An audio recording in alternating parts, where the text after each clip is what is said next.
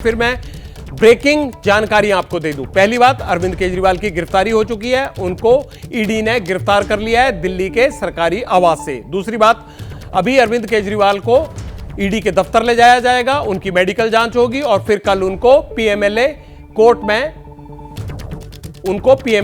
में पेश किया जाएगा। इस बीच एक और बड़ी खबर आ रही है, सीआरपीएफ की टीम ईडी के दफ्तर पहुंच गई है और ये बैक गेट की तरफ से सीआरपीएफ को तैनात किया गया है। इस तैनाती का मतलब यह होता है कि जहां भी गिरफ्तार करने वाले किसी भी नेता को या किसी अधिकारी को या फिर जहां कार्यकर्ता इकट्ठा होने की उम्मीद हो उस व्यक्ति को रखना होता है, तो उन्हें रोकने के लिए इस तरह के अरेंजमेंट्स लॉ एंड ऑर्डर के तौर पर लगाए जाते हैं।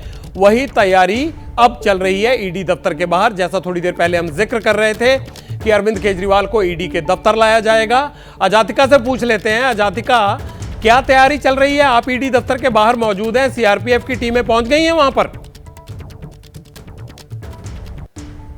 जी वीरे, मैं आपको बस सीधी और आपको टीम भी यहां पर दिखाई देगी अब से कुछ देर पहले, और तस्वीरों में आपको नजर जो टीम है वो लगातार बढ़ती जा रही है। जो पुलिस है वो भी आपको तस्वीरों में नजर आएगी। इसके साथ ये जो है यहाँ पर पुलिस की तैनाती के साथ साथ जो आला अधिकारी हैं उनके राउंड्स, उनके चक्कर भी बढ़ गए हैं। आपको सड़क खाली दिखाई देगी और यहाँ पर ज़्यादातर गाड़ियाँ जो अब चल रही हैं वो पुलिस के आला अधिकारियों की हैं जो लगातार मॉनिटरिंग कर रहे हैं। यानी कोशिश ये भी की जा रही है कि इस रास्ते किया जाए जिसके बाद में बैरिकेडिंग यहाँ पर की घर से करीबन 400 मीटर दूर ईडी का दफ्तर है। यानी कि संभावना यहां पर नजर आ रही है कि इस रास्ते से भी उन्हें सकता है।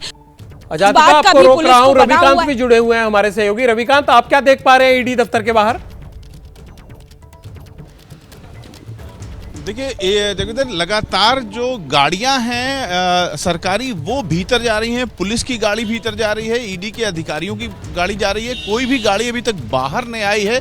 जब से हम खड़े हैं जो मूवमेंट है वो अंदर की ओर है, ईडी दफ्तर की ओर है। अब देखिए, एक और अधिकारी इस समय सामने मौजूद हैं, उनकी गाड़ी जा रही है, अधिकारी पीछे बैठे हुए हैं और लगातार इस तरीके से जो मूवमेंट है वो ईडी दफ्तर की ओर है। और ईडी दफ्तर के लिए लगातार गाड़ियां एक के बाद एक जा रही हैं। कोई भी एक भी गाड़ी भीतर से बाहर, यानी रविकांत, हलचल दो जगह है इस वक्त। अगर हम कहें तो पहली जगह है कि मुख्यमंत्री अरविंद केजरीवाल के घर के बाहर, वहां कार्यकर्ता जमा है, काफी फोर्स लगी हुई है, ईडी की टीम वहीं पहुंची थी उनको गिरफ्तार करने के लिए। और दूसरी जो हलचल है वो दिल्ली के ईडी दफ्तर के बाहर है। इन्फोर्समेंट डायरेक्टरेट के दफ्तर के बाहर सीआरपीएफ को लगा दिया गया है और अधिकारियों का आना जाना लगा हुआ है।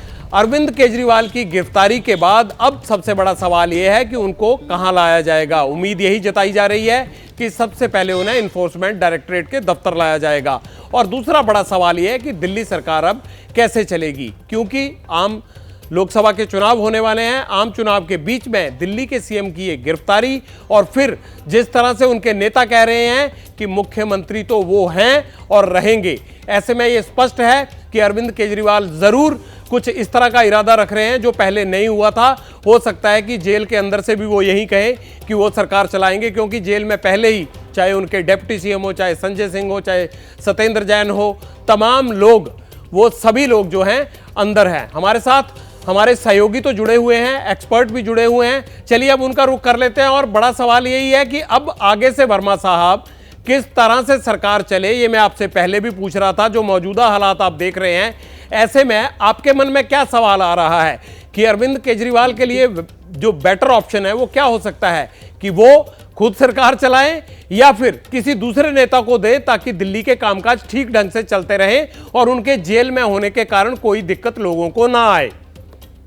देखिए, अरविंद केजरीवाल अपने राजनीतिक दृष्टि से तो शायद ये निर्णय ले सकते हैं कि वो प्रशासन जेल के अंदर से मुख्यमंत्री पद संभाले हुए ये कार्य करेंगे, लेकिन इसमें बहुत सारी व्यवहारिक कठिनाइयाँ आएंगी। पहला तो जो आपने बताया कि कैबिनेट मीटिंग्स करने के लिए क्या वो सारे मंत्रियों को जेल में बुलाएंगे, तो ये एक बड़ी व्यवहारिक समस्या है। दूसरा, जो सरकारी फाइलें हैं और जो सरकारी कागजात हैं जो उनके सामने रखे जाने हैं, और चूंकि वो इस समय ईडी की कस्टडी में हैं और आगे चल करके अगर उनका जुडिशियल रिमांड होता है तो जो डॉक्यूमेंट्स उनके पास जाते हैं वो एक तरीके से वो एग्जामिन होंगे जो उनके सामने, क्योंकि वो ये एक प्रश्न उठेगा कि वो विटनेसेस को इन्फ्लुएंस तो नहीं कर सकते, तो उस केस में जो डॉक्यूमेंट्स हैं उनकी सिक्रेसी भी भंग होने की संभावना है।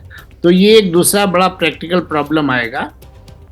जनता से मिलने का, जनता की समस्याओं को किस हद तक हल कर पाएंगे, इसके लिए भी एक समस्या है, जिसके लिए वो ये कर वर्मा सकते साहब, हैं कि एक बात और होती है कि कोई भी आरोपी, वर्मा साहब, जब जेल के अंदर से दस्तखत करने लगता है तो उसके लिए जेलर की परमिशन भी चाहिए होती है, तभी उस दस्तावेज को सही माना जाता है। तो वो इतनी फाइलों के साथ वो औपचारिकता कैसे पूरी होगी?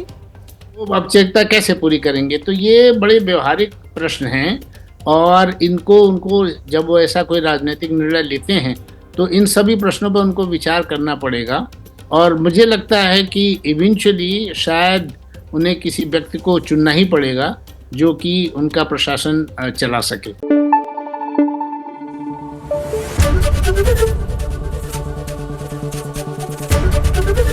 एबीपी न्यूज़ आपको रखे आगे।